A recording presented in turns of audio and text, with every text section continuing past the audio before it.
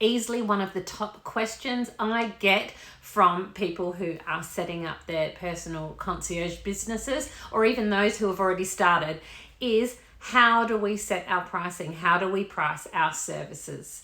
So today I'm going to share with you what we do in our business. I'll go step by step how the pricing in our Lifestyle Elements concierge service works, and it's not going to be the same for everyone, but I hope it gives you some insight into how we do it so that you can set your own pricing.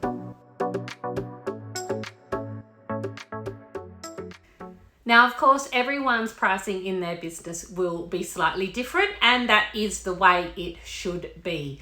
So instead of giving you ideas on what you could do, all I want to do today is share with you how the pricing is set up in our personal concierge business, just to give you some ideas on what you could do for yourself. One of the things I learned early on was to try and keep our pricing as simple as possible. The reason is that a personal concierge service in itself is quite unusual and can be a little bit for clients or prospective clients to get their head around. So if you can keep the pricing as simple as possible, it just makes it that little bit easier for someone to say yes to accessing your services. So we work on an hourly rate. We have set our rate through a bit of trial and error over the years, mainly knowing that we have often set our price too low, especially at the start. So we have gradually increased our price over the years, and the hourly rate is based on a couple of things. First of all, I try to position our rate slightly higher, or indeed quite a bit higher than local cleaning services. I just find that this is a good reference point, a good baseline for you, especially if you just have no idea where to start with your hourly rate.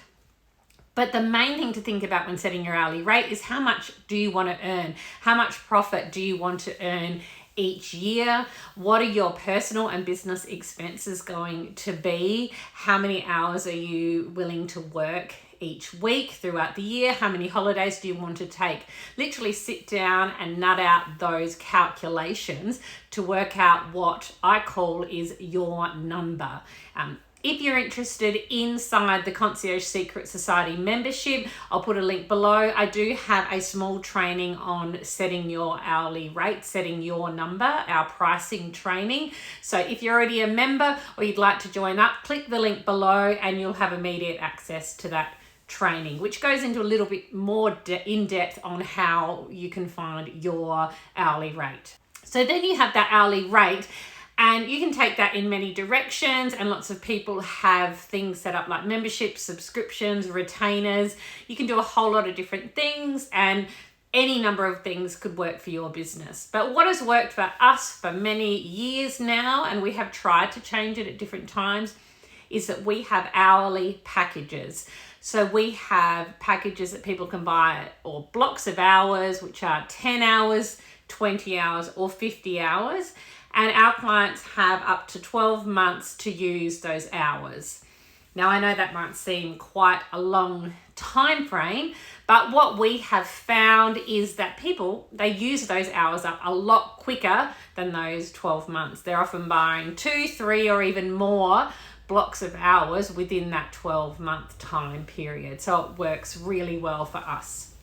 So our clients buy those hours up front, and then we track our time, the work that we're doing for clients on a timesheet. And to be honest, at the moment, we still use Excel. It's just been the easiest for us, but there's lots of fancy time tracking options out there.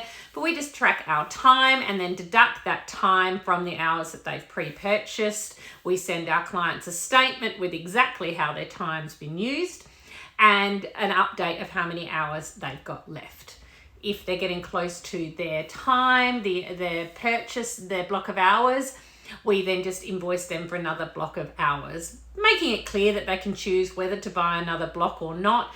But most of our clients are regular. Many have been with us for years and years. So it's just an automatic thing. Some of our clients even ask us, send me another invoice. I want to pay you another block of hours now. So it's pretty easy. Our clients get used to it.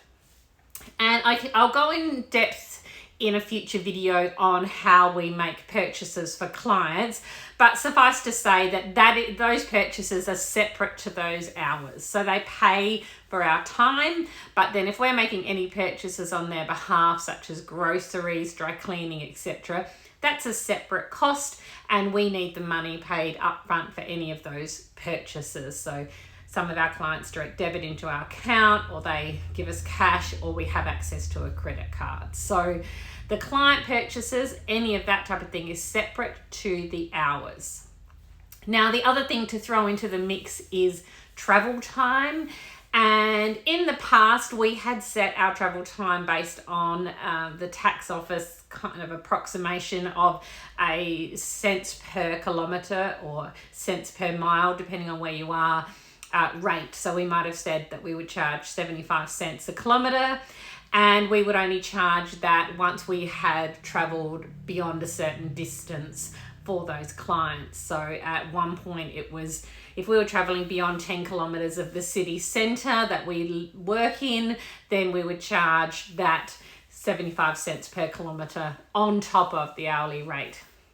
Now that just kind of gets a bit confusing and a bit unnecessary, we have found. So if we are doing lots of traveling for a client, we just charge that as extra time that we have worked for them. So if we often this comes into account when we are having to travel a long distance to get to the job that we have to undertake. So we might have to travel 45 minutes, an hour, hour and a half to get to the job that we're doing. So we charge all of that travel time to get to that job, and it equates to about the same, if not we're possibly slightly better off charging our time rather than the cents per kilometre.